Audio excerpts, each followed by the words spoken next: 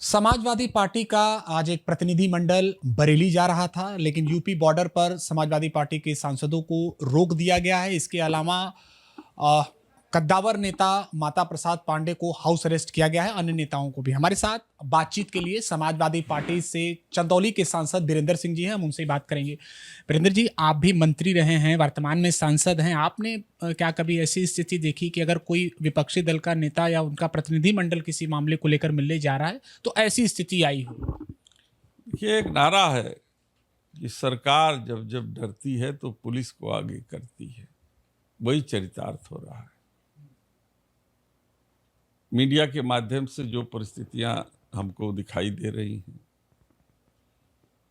सरकार जिन परिस्थितियों को जनता के सामने रख रही है, लेकिन विपक्ष के नेता होने के नाते हम लोगों का फर्ज है कि हकीकत क्या है इसकी जानकारी प्राप्त करना और हकीकत प्राप्त करके एक रिपोर्ट तैयार करना और सरकार को उसकी जानकारी देना ताकि निष्पक्ष निर्णय हो। लेकिन जब सरकार के ही मन में खोट हो, सरकार का ही जो है दृष्टि गलत हो, तो वो उन परिस्थितियों पर पर्दा डालने की कोशिश करती है। हमारे सांसद का एक प्रतिनिधिमंडल स्थलीय निरीक्षण, स्थलीय लोगों से समीक्षात्मक बैठक और जानकारी के लिए जा रही थी कि आखिर कौन सी ऐसी परिस्थितियां बनी जिसके कारण ये घटनाएं घटी। लेकिन सरकार नहीं चाहती है कि हकीकत लोगों के सामने आए। शासन प्रशासन द्वारा ये भी कहा जा रहा है कि वहां के लॉ एंड ऑर्डर को ध्यान में रखते हुए ये निर्णय आवश्यक रहा है। ये सवाल तब उठता है लॉ एंड ऑर्डर के पक्ष में जब सरकार फेल होती है।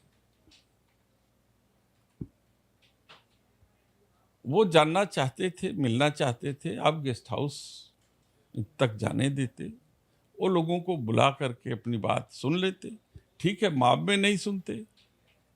ये जो प्रतिनिधिमंडल जाता वहाँ प्रशासन से मिल करके वो परिस्थितियाँ जानने का काम करता।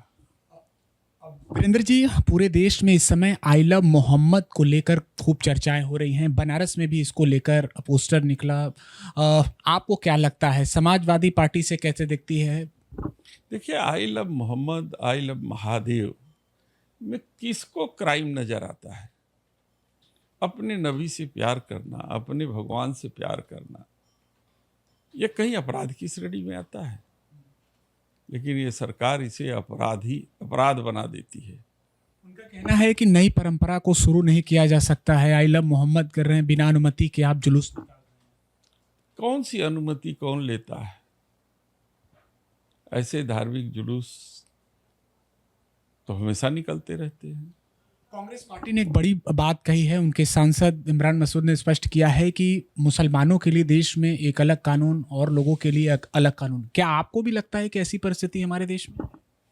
देखिए, हमें जो महसूस होता है कि सरकार जो उत्तर प्रदेश की है और दिल्ली की सरकार मुद्दों को डाइवर्ट करने की स्थिति में यह स्थितियां पैदा करती है कि लोग सवाल बेरोजगारी पर न पूछें, वो सवाल महंगाई पर न पूछें, वो लोग सवाल जो है अन्य विकास के मुद्दों पर न उठाएं। बिजली के बिल में इतना बड़ा, माने एक तरीके से गलत बिजली का बिल किसानों और आम नागरिकों के ऊपर थोपा जा रहा है, इस पर कोई सवाल न करे। आज दैवीय आपदा के कारण किसानों की फसल पहले तो बाढ़ में चली गई और लगातार बरसात से धान की फसल खराब हो रही है और प्रकृति का प्रकोप इतना है कि किसानों के नुकसान का आकलन भी लगाना बड़ा संभव नहीं है। तो ऐसी परिस्थिति में सरकार इन सब चीज़ों से बचना चाहती है, इसलिए ये परिस्थितियां पैदा करती है। संगीत की धरोहर को आगे बढ़ाने वाले, उसको संजोने वाले पंडित छन्नूलाल मिश्रा जी का निधन हो गया बीते दिनों। आप उन्हें कैसे श्रद्धांजलि अर्पित कर रहे हैं? आपका भी बनारस और चंदौली से जुड़ाव रहा है। देखिए, पंडित छन्नूलाल मिश्रा जी पद्म विभूषण प्राप्त थे और शास्त्रीय संगीत के अपनी विधा में एक ऐसे स्तंभ थे जो उनकी न रहने से जो जगह खाली हुई है, भविष्य में उस खाली स्थान को शायद ही कोई भर पाएगा। लेकिन जिन परिस्थितियों में उनकी मृत्यु हुई है, मैं तो स्वयं देखने गया था और बहुत ठीक ठाक थे, होश में थे, बातचीत कर रहे थे। मुझे प्रश्न ये उठता है कि साहब, जब कोई किसी संस्थान पर का माने बीएचयू जैसी संस्थान में यदि वो कंट्रोल से बाहर मरीज की स्थिति जा रही है, तो उसे किन परिस्थितियों में मिर्जापुर ट्रांसफर किया गया? हमेशा देखा गया है कि जब क्रिटिकल केयर के समय जब मरीजों की स्थिति नहीं संभलती है इंस्टीट्यूशन में, तो वो हायर इंस्टीट्यूशन को रेफर करता है। तो इनको दिल्ली के वेदांता, एम्स या अन्य जगहों पर जो है कि रेफर करना चाहिए, वहाँ भेजना चाहिए। और उन्हें भेज दिया गया मिर्जापुर। तो किन परिस्थितियों में भेजा गया और अचानक सूचना आई कि पंडित जी नहीं रहे, तो ये विषय चिंता का भी विषय है कि इंस्टीट्यूशन किस तरीके से काम कर रहा है। तो आपको क्या लगता है, कहीं लापरवाही हुई है इस मामले? निश्चित रूप से इसकी जांच होनी चाहिए और परिस्थितियां हमारे बनारस की जनता के सामने आनी चाहिए। एक अंतिम सवाल, महिला विश्व कप हो रहा है, भारत पाकिस्तान 5 अक्टूबर को जो महिला क्रिकेट टीम है वो आमने सामने होंगी।